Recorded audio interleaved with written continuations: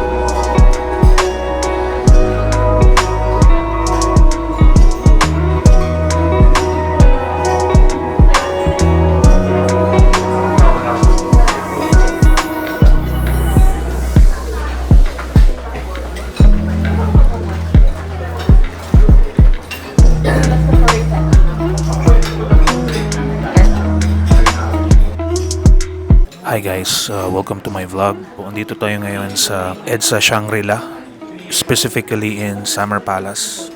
We're gonna try their Chinese restaurant. So sikat to dito sa Manila kasi this is a multi-awarded restaurant. They're known for their authentic Cantonese cuisine. They have been in the industry for over 25 years now.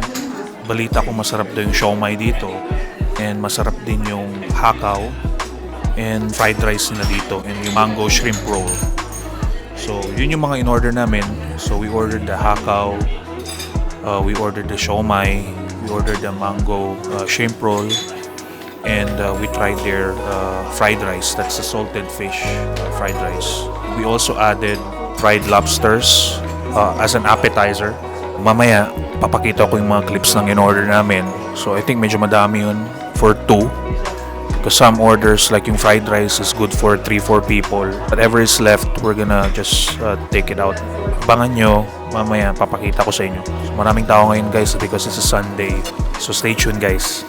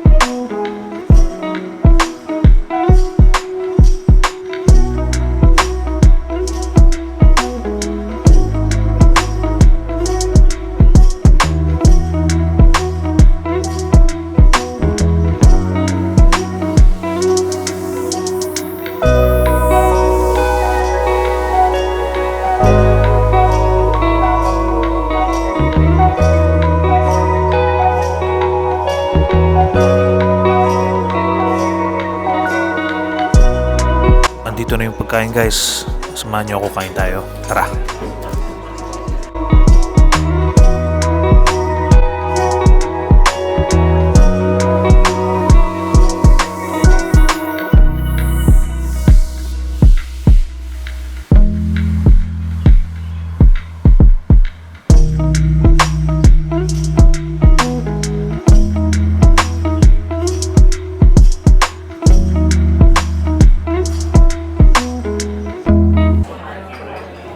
Tikman natin. This is the mango shrimp roll.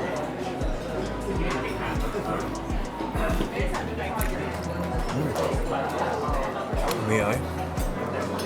Masarap guys.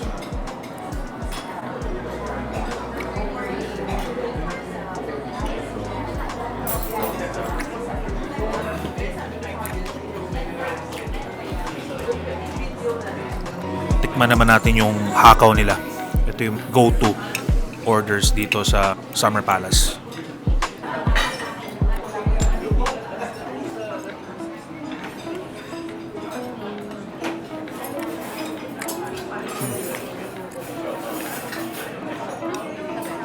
Sarap guys. Grabe. Ito yung laman niya oh. Ano nyo? Ito nyo ba? Ito yung laman niya. Wala pang sauce.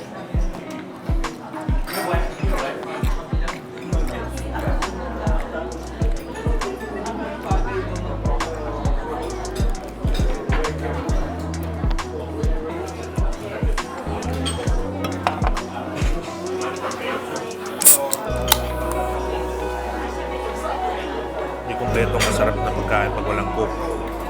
Baka naman Coke Zero. Zero calories.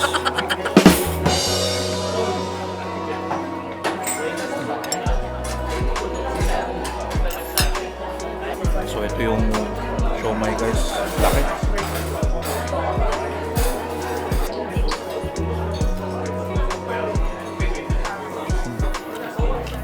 Without the sauce muna. Napaka-pure yung lasa yan. Kasi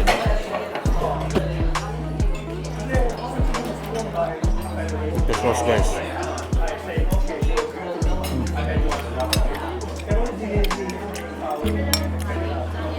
Perfect with the sauce guys.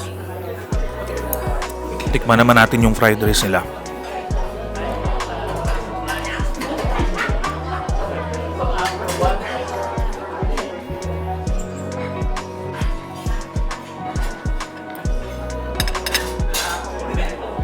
Sarap dito guys. Actually, birthday ko, lahat ng in-order natin masarap. Halos ang tikman ko na eh. Yung fried lobster rolls na lang na hindi ko pa natikman. Mamaya titikman ko yan.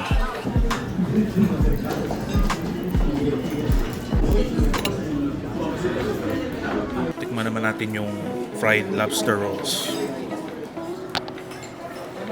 Kinat ko na to into 2 kasi medyo malaki siya guys. Ito yung laman niya.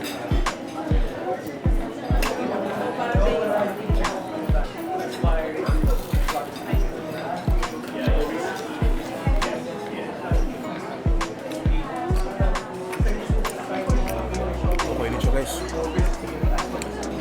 Crunchy on the outside, mushy on the inside. Mataste mo talaga yung lobster.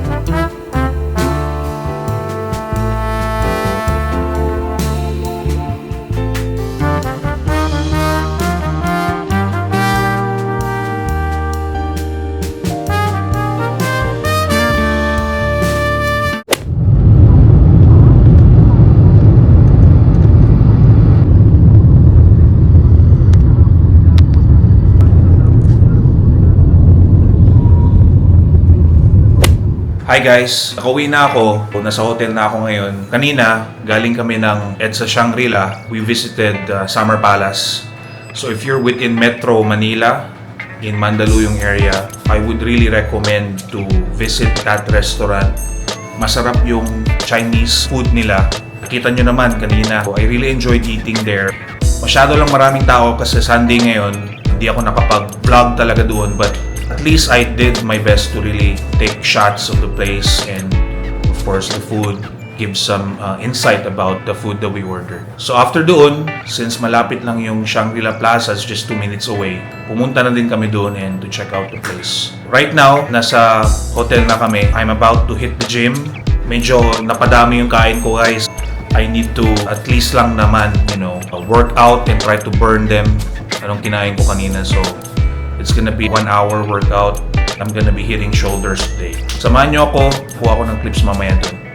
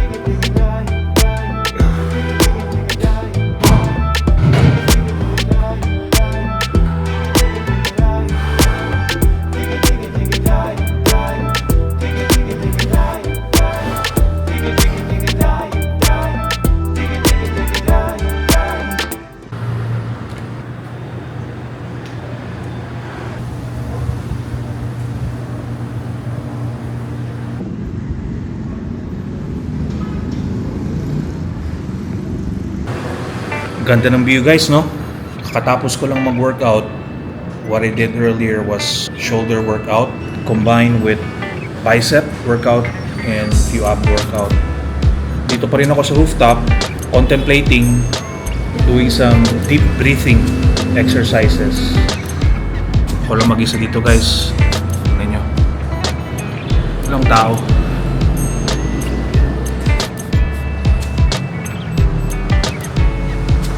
Pahinga muna ng konti.